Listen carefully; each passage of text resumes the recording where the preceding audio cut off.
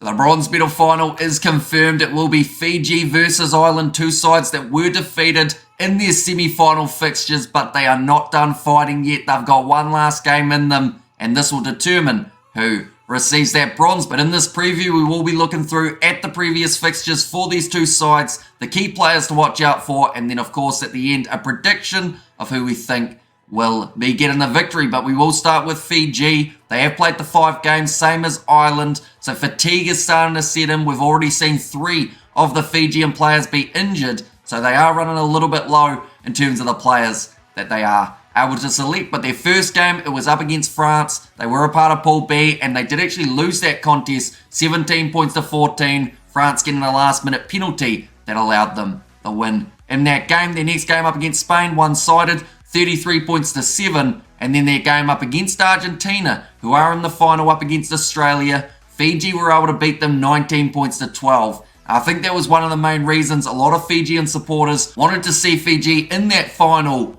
was to get 2 in a row over Los Pumas. They then had their quarterfinal. They managed to get themselves the win over France, 29 points to 24. Extremely close in that game. It went to golden point time, in which the Fijians got themselves the points on the board. And then their semi-final happened. It was up against the Australians. They did lose that game, 24 points to 7. They conceded 2 early tries. They tried to get back into the contest early in the second half, but unfortunately it was too little too late. Too much of a deficit to try and make up, and Australia advanced through to the final for the Irish. They were on a bit of a rampage throughout their group stage, 31 points to 0 win over the USA to start them off. They also beat Great Britain in a close game, 19 points to 14, but an even closer game was just around the corner up against South Africa. Ireland winning 14 points to 12, which put them in a very good position. They had momentum heading into their quarterfinal after beating an undefeated side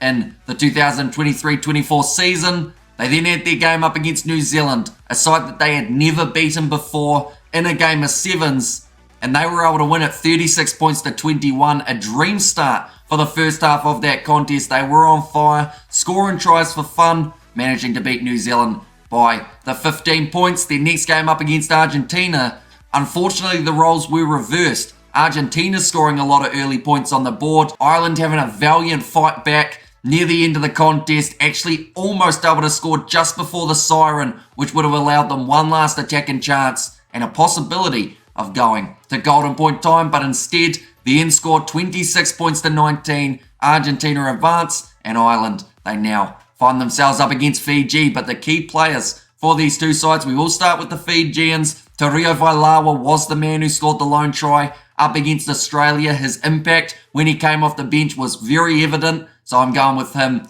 as the first player to watch out for. Seven Mothenofanyi, he didn't have the best game up against the Australians, so I am going to say instead of him, I'm going with one of the speedsters, and that being Filippo Bokearo. We've just heard that man's name a lot throughout the weekend. He's everywhere out there on the park. Same with Kiminelli Rasaku. I think it's going to be the speed of the Fijians that will really help them, plus the fact that all 3 of those men have more than enough ability of getting those offloads away and creating chances for the Flying Fijians. For the Irish, you look at someone like a Terry Kennedy, there is a reason he has scored so many tries so far throughout this league of the 7s, and that is because he is absolutely sensational at being able to find those gaps, creating those chances for the dangerous Irish attack. Also with him, I would say Jordan Conroy, but I'm not sure if he's going to be 100%. He got taken off relatively early in the game up against Argentina, but he still managed to score himself a try before that point. Like I said, has a bit of a shoulder injury, so I'm not sure if they'll risk him in this game, but if they do play him, he will certainly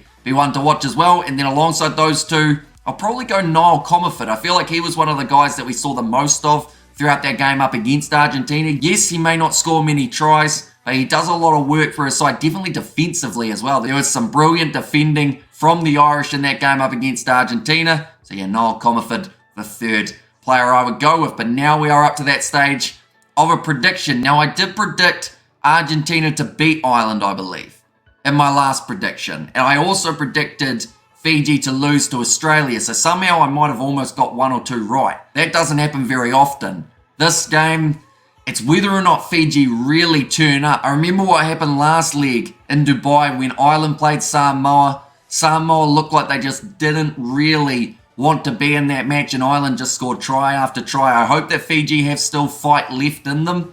It's whether or not they've had some big games and maybe the energy tank is just at an all-time low because of the heat, because of the fast-paced nature of the game that they play. I'm going to say the Fijians win though. You know what? Why not? They have the ability to dig deep. They've got a lot of heart. They've got a lot of injured players. So the guys who are match fit will really want to step up. I say Fiji win this game 26 points to 24. Let's see whether or not we're correct.